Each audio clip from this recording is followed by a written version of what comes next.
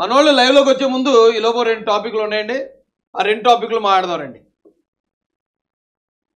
గౌరవనీయులు మాజీ MP Amalapuram MP గారు హర్ష్ కుమార్ గారు ప్రవీణ్ పగడాల గారు చనిపోయిన రోజు నుంచి ఆ శవం మీద చాలా గట్టిగా ప్రయత్నాలు చేసుకున్నాడు. ఆయన రాజకీయ భవిష్యత్తు మళ్ళీ నిలబెట్టుకుందామని. అయితే పాపం వెళ్ళిన ప్రతి చోట ఆయనకు అవమానం ఎదురవుతుంది. ఎందుకంటే ఆయన న్యాయం వైపు నిలబడితే గెలుస్తాడు.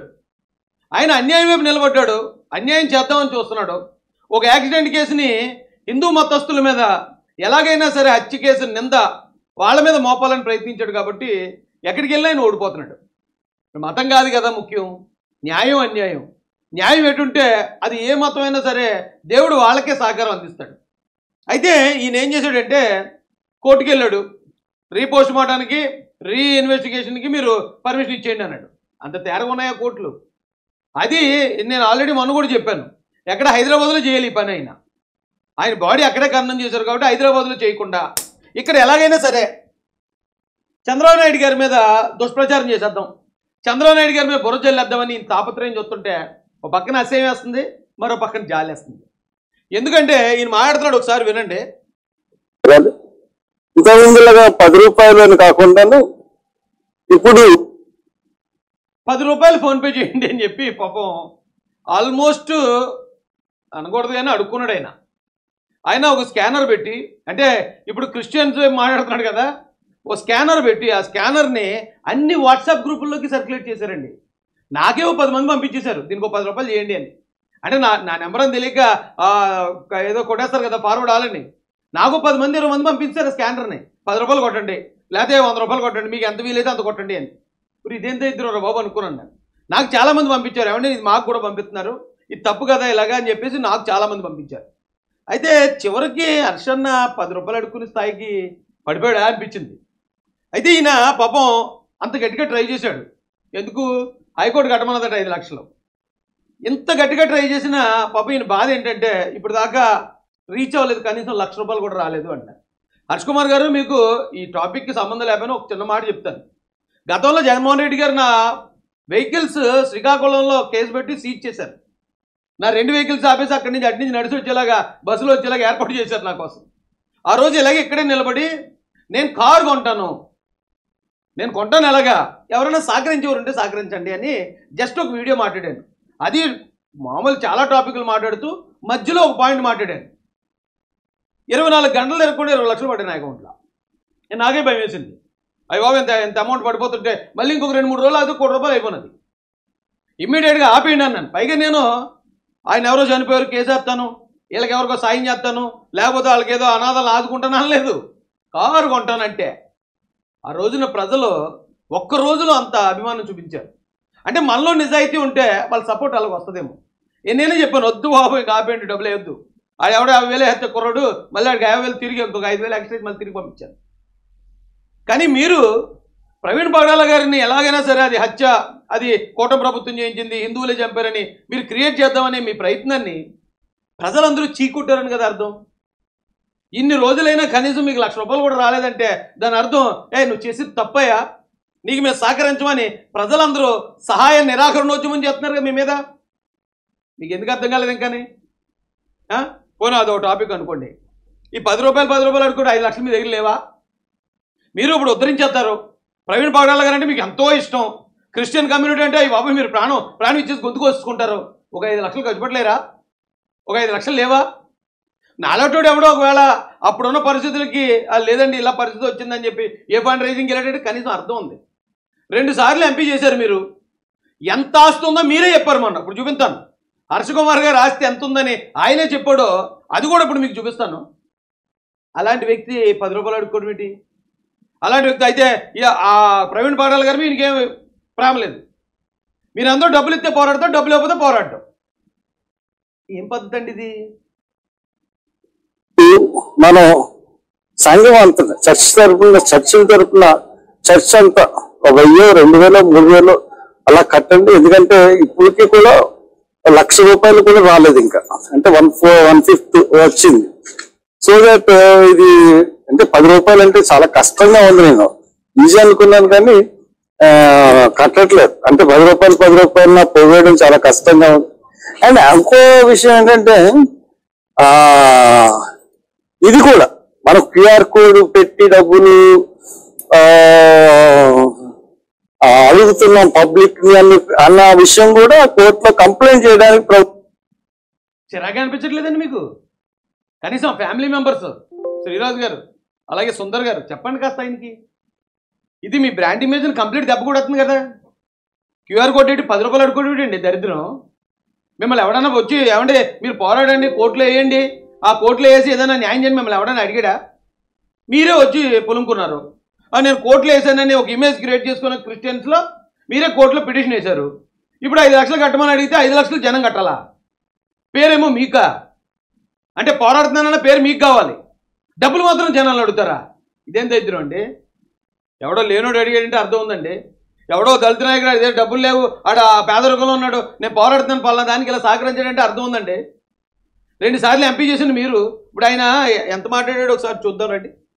హర్ష్ కుమార్ గారు ఆస్తులు ఎంత ఉన్నాయో చూపిస్తాను రండి. ఆయనే మొన్న బీవైడీను కారు కొన్నాడట. ఇది ప్రవీణ్ పగడాల గారి ఇష్యూ జరుగుతున్నప్పుడే.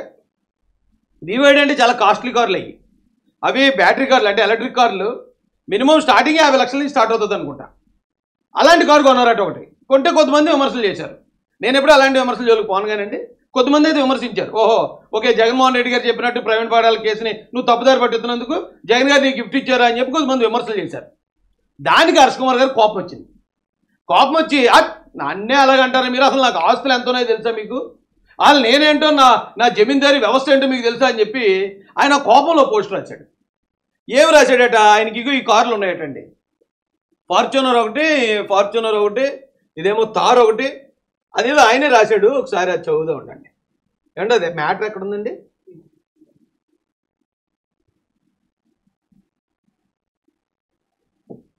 రండి, ఇది హర్ష్ కుమార్ గారి పోస్టే. ఇక జీవి హర్ష్ కుమార్ మే 3వ తారీఖున పెట్టాడు. ఇవి నాకున్న కార్లు, ఒక బుల్లెట్, ఇంకోటి స్కార్పియో ప్రచార రథం, వోక్స్ వ్యాగన్ జెట్టా కూడా ఉన్నాయి. వోల్వో వర్షంలో మునిగిపోయి చెడిపోయింది, అది అమ్మేశాను. బీవైడీ ఎందుకు కొన్నానంటే ప్రతి నెల ₹1,00,000 రామకృష్ణ మఠం ఎదురుగా ఉన్న భారత్ పెట్రోలియం బంకు కడతాను. కేవలం పెట్రోల్గా ₹1,00,000 కట్టే హర్ష్ కుమార్ గారికి 5 లక్షలు లేవట, అది కానీ ₹10 అడుకున్నాడట. ఎదురుగా ఉన్న భారత్ పెట్రోలియం బంక్ కడతాను. ఓకే, ఇది ఎలక్ట్రిక్ కార్. హైదరాబాద్ వెళ్ళాలంటే ₹500 మాత్రమే అవుతుంది. ఓకే, అంటే అక్కడ పెట్రోల్కి డబ్బులు ఖర్చు పెట్టలేని పేదరికం అని ఒక పక్కన చెప్తున్నాడు. కానీ కారు ఎంత ఉంటుంది? దాదాపు 50 లక్షల పైన ఉంటుంది. బీవైడీ 50 లక్షలు పెట్టి కారు కొన్నాడు మాట చెప్పట్లేదు ఇక్కడ. రెండు కూడా పరస్పర విరుద్ధమైన ఇవి.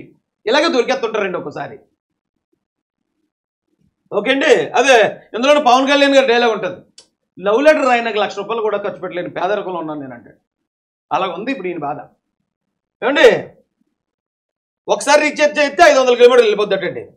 పల్లికి మాలిన ఊహాగానాలు మానేయండి. ప్రతి కారు ఫైనాన్స్లోనే కొనుక్కుంటున్నాము. ప్రతి కారుకి లెక్క పత్రాలు ఉంటాయి. ఇకపోతే రాజమండ్రిలో 1000 గజాల్లో 10 కోట్ల విలువ చేసే ఇల్లు ఉంది. 10 కోట్లు మార్కెట్ వాల్యూ లేకపోతే గవర్నమెంట్ వాల్యూ అండి? ఒకవేళ గవర్నమెంట్ వాల్యూ 10 కోట్లు అయితే మార్కెట్ వాల్యూ 50 కోట్లు ఉంటుంది. ఏమంటే ఇంకా ఉన్నాయి ఈ ఆస్తులు, రెండు చూపిస్తాను. వైజాగ్లో ఆక్సిజన్ టవర్స్లో 35వ ఫ్లోర్లో 3 కోట్ల విలువ చేసే ఫ్లాట్ ఉంది. అమలాపురంలో ఇల్లు కొంటున్నాను, ట్రాన్సాక్షన్ పూర్తి అవ్వలేదు అంటే అది కూడా కోట్లలోనే ఉంటుంది. అదో 2-3 కోట్లు వేసుకుందాం. ముమ్మిడివరంలో 2.5 ఎకరాల మామిడి తోట ఉంది, ఇవి కూడా కోట్లలోనే ఉంటుంది. 1 అరెకరం 4th బ్రిడ్జ్ హైవే మీద ఉంది, హైవే పక్కన అరెకరం అంటే కోట్లే. దానిలో food court, function hall, swimming pool కూడా ఉన్నాయి. అయ్యో కోట్లు కాదండి, కోట్ల కన్నా ఎక్కువ, 10 కోట్లు 20 కోట్లు అలా ఉంటుంది దాని ప్రాపర్టీ వాల్యూ. 3 ఎకరాల ఫామ్ హౌస్ ఉంది, అది కూడా కోట్లే. అది కాలేజ్ పేరు మీద ఉంటుంది, అది కాలేజ్ ఉంది. Degree, PG, professional courses, fashion technology, pharmacy కాలేజీలు ఉన్నాయి. ఆన్లైన్ ఎగ్జామినేషన్ అని కూడా ఉంది. దీనిలో ఒక ఇల్లు తప్ప మిగతా ఏది నా పేరు మీద ఉండదు, అన్ని కొడుకుల పేరు మీద ఉన్న మీ ఆస్తులు మీరు సంపాదించినాయి కదా. కొడుకులు ఏమి ఇంకా ఎమ్మెల్యేలు ఎంపీలు అయిపోలేదు కదా. ఓకే అండి, ఇదంతా ఈయన సంపాదించిందే.